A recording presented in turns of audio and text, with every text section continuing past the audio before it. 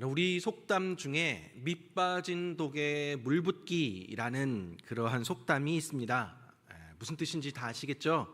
밑 빠진 독은 아무리 물을 부어도 채울 수 없다라는 뜻으로 아무리 애를 써도 보람이 없는 일을 비유적으로 이르는 말이 바로 밑 빠진 독에 물 붓기입니다.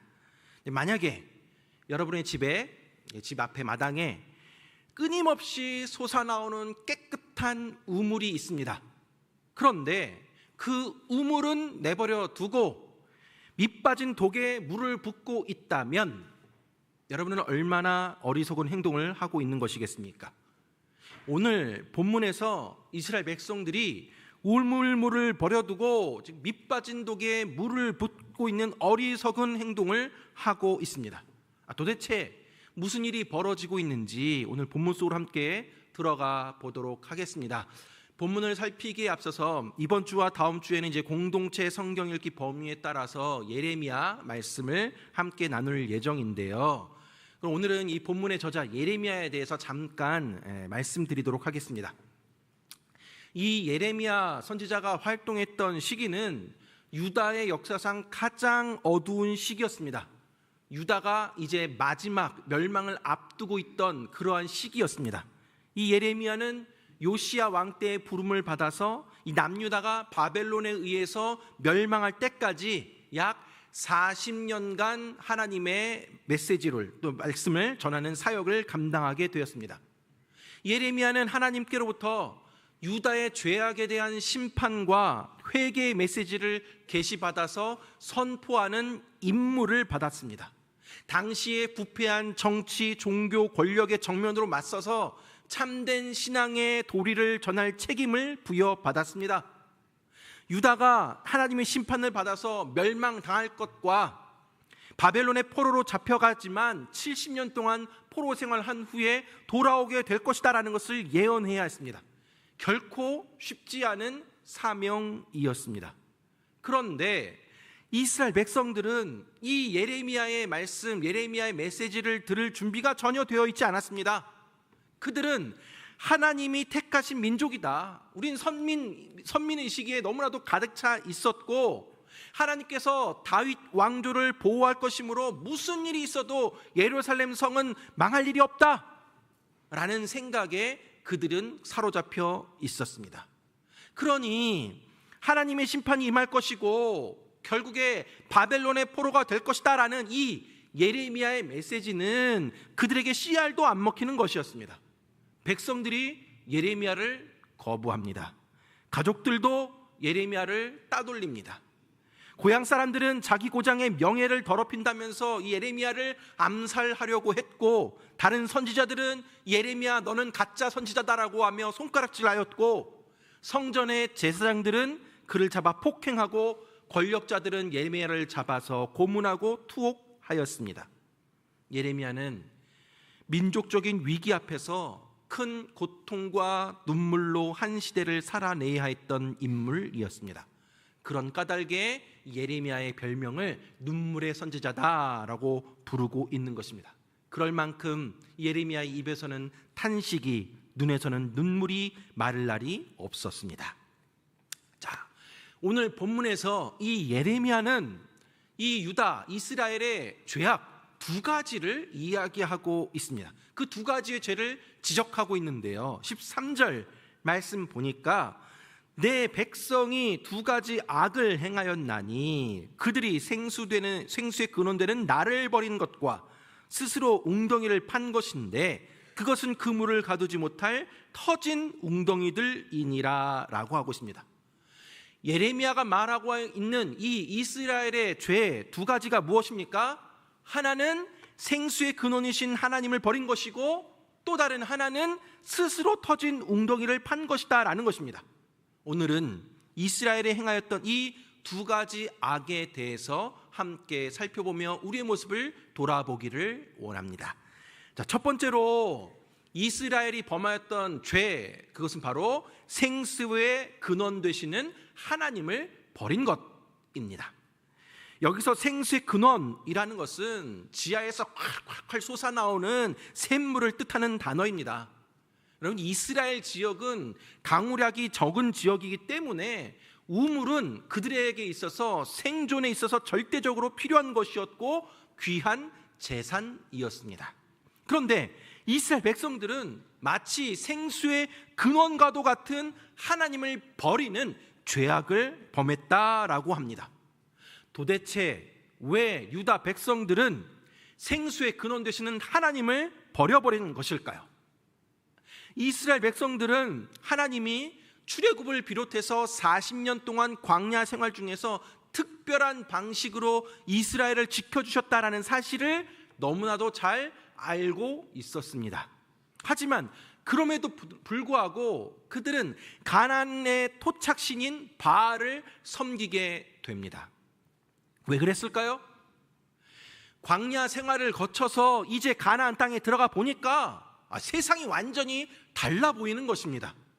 가나안 사람들은 비옥한 땅에서 농사를 짓고 있습니다. 농사를 통해서 부를 축적하고 있습니다. 각종 문화와 축제 등도 발전되어 있습니다. 이스라엘 사람들의 눈에 이 가나안 사람들의 삶은 너무나도 부러워할 만한 것들 뿐이었습니다. 그들이 가나안에서 잘 살기 위해서 그들의 생활 방식을 따라야 했고 그들의 문화도 받아들여야 했습니다. 당연히 풍요를 약속하는 그들의 신 바알도 섬기게 되었던 것입니다. 가나안 땅에 정착하며 살아가야 했던 유대인들은 그들의 삶과 그들의 생존과 직결되는 문제가 있었기 때문에 바알의 유혹을 거부할 수 없었습니다. 하나님은 생수의 근원과도 같은 만복의 근원이 되시는 분이십니다. 그런데 이스라엘 백성들은 만복의 근원, 생수의 근원과 같은 하나님을 버려버렸습니다.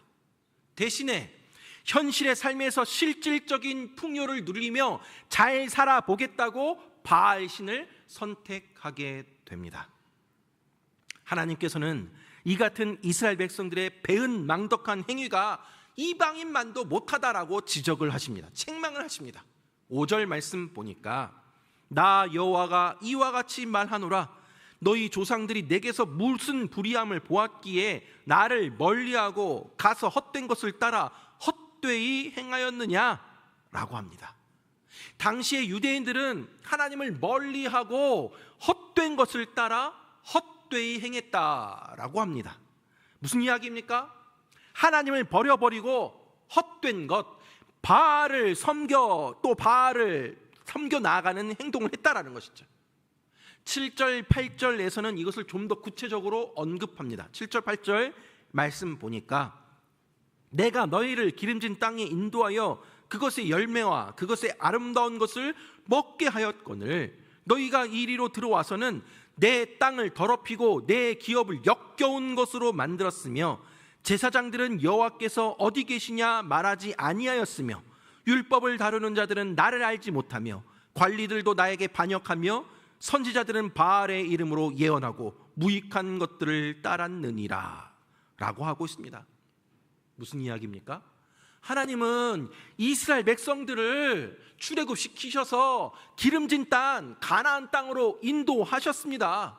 그 땅 가운데 열매를 먹게 하셨는데 그 이스라엘 백성들은 하나님의 땅을 더럽히고 역겨운 것으로 만들었다라고 합니다. 유대의 지도자인 제사장, 율법학자, 관리들, 선지자들은 하나님에 대해서 관심이 없습니다. 제사장들은 여호와께서 어디 계시냐 말하지 아니하고 율법 다루는 사람들은 하나님 알지도 못하고 관리들도 반역하고 선지자들은 바알의 이름을 부르짖고 있습니다. 백성들도 마찬가지입니다. 하나님에 대해서는 관심이 없고 그저 눈앞에 보이는 물질적인 축복만을 따라가고 있습니다. 오직 바알이 제공하는 풍요에만 마음을 두었습니다. 총체적인 난국입니다. 하나님 지금 너무 속상해하고 있습니다. 10절 11절 말씀 보니까 너희는 기띔 섬들에 건너가 보며 게달에도 사람을 보내 이 같은 일이 있었는지를 자세히 살펴보라. 어느 나라가 그들의 신들을 신 아닌 것과 바꾼 일이 있느냐. 그러나 나의 백성은 그의 영광을 무익한 것과 바꾸었도다. 하나님께서는 이스라엘 백성들을 깨닫게 하기 위해서 깃딤선과 게달에게 가보라라고 명령하시는 것입니다. 이방 땅에도 한번 가보라는 것이죠. 이방인들도 자신들이 섬기는 신들을 배반하지 아니하고 계속해서 충성하며 섬기고 있는데, 어떻게 소위 선민이라는 하나님께 택함 받은 족속이다라고 여기고 있는 너희들은 그 여호와를 버리고 우상 섬기는 배반의 죄를 짓고 있느냐라고 하고 있습니다. 하나님은 나의 백성은 그의 영광을 무익한 것과 바꾸었도다라고 말씀하시며 이스라엘 백성들의 우상 숭배를 꾸짖고 있습니다. 오늘날도 마찬가지입니다. 사람들이 왜 우상 숭배에 빠지는 것일까요? 하나님만으로 만족하지 못하기 때문입니다. 하나님만으로 만족하지 못하면 어떻게 됩니까? 하나님을 믿지만 하나님도 믿고 다른 것도 믿습니다. 그래서 하나님께만 집중하지 아니하고 다른 것에 매달리게 됩니다. 다른 것에 집중하게 됩니다. 더 좋아 보이는 것, 더 나아 보이는 것, 더 편한 것, 더 큰 것을 끊임없이 찾아 헤매이는 것입니다. 하나님은 그러한 모습 가운데 안타까워하고 있는 것이죠. 하나님만으로 만족하지 못하고 있는, 생수의 근원되는 하나님을 버려버리는 그러한 죄악을 우리들도 지금 점하고 있다라는 사실입니다. 두 번째로 이스라엘 백성들의 죄악은 무엇입니까? 두 번째, 스스로 터진 웅덩이를 팠다라는 것입니다. 고대 근동에는 앞서 말씀드렸지만 물이 중요하다라고 하였습니다. 그래서 물을 가두기 위해서 웅덩이를 팠습니다. 그래야 이 우기 때, 이른 비 늦은 비, 이렇게 비가 내릴 때 그 비를 모아서 건기에도 사용할 수 있기 때문입니다. 그래서 집집마다 이 빗물을 저장하는 웅덩이가 있었습니다. 그 웅덩이에 석회를 발라서 물이 새지 아니하도록 했습니다. 그런데 시간이 지나면서 이 석회가 떨어져 버리게 되고 그 틈으로 물이 새어버리게 됩니다. 물이 새면 그 웅덩이를 사용할 수가 없습니다. 밑 빠진 독에 물을 붓는 것과 같이 됩니다. 지금 하나님께서 이스라엘 백성들의 상황이 이와 같다라고 말씀하고 있는 것입니다. 집 앞 마당에 앞서 말씀드렸지만 물이 콸콸 솟아오는 샘물, 우물물이 있습니다.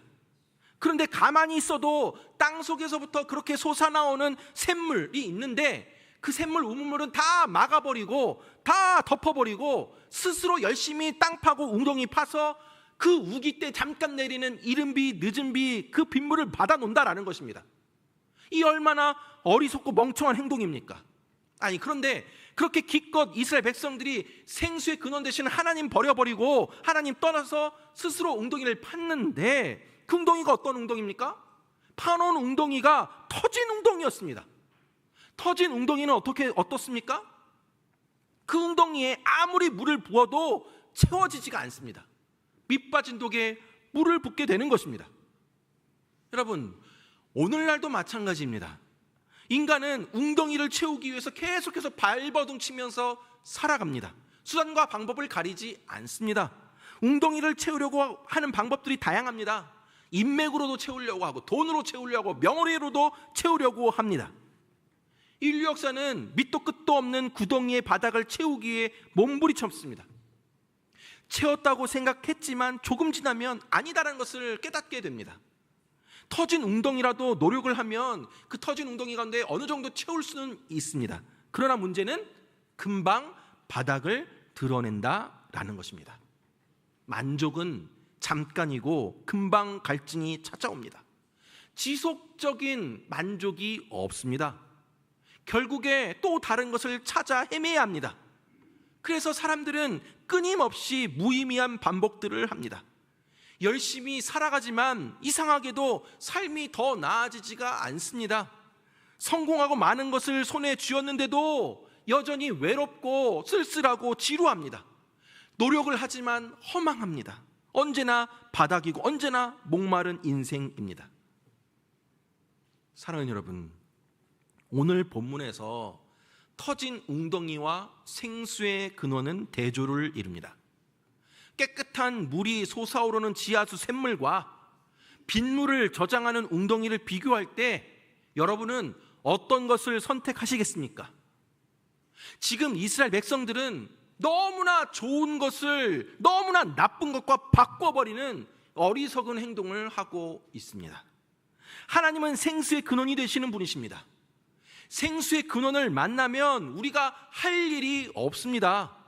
생수의 근원에서 끊임없이 계속해서 깨끗한 물이 솟아오르기 때문입니다. 그러나 이스라엘 백성들은 그 생수의 근원되는 하나님을 버려버리고 우상을 찾는 어리석은 선택을 합니다. 그것이 바로 죄라는 것이죠. 죄란 하나님을 떠나는 것이요, 떠나는 것에서 그치지 아니하고 하나님을 의지하지 아니한, 여러분, 하나님을 떠난 사람들은 반드시 스스로 하나님을 대체하는 것들을 만들게 됩니다. 하나님을 의지하지 않으면 아무것도 의지하지 않는 것이 아니라 다른 무언가를 의지하고 있는 것입니다. 하나님을 믿지 않으면 아무것도 믿는 것이 아니라 무언가를 믿는 것입니다.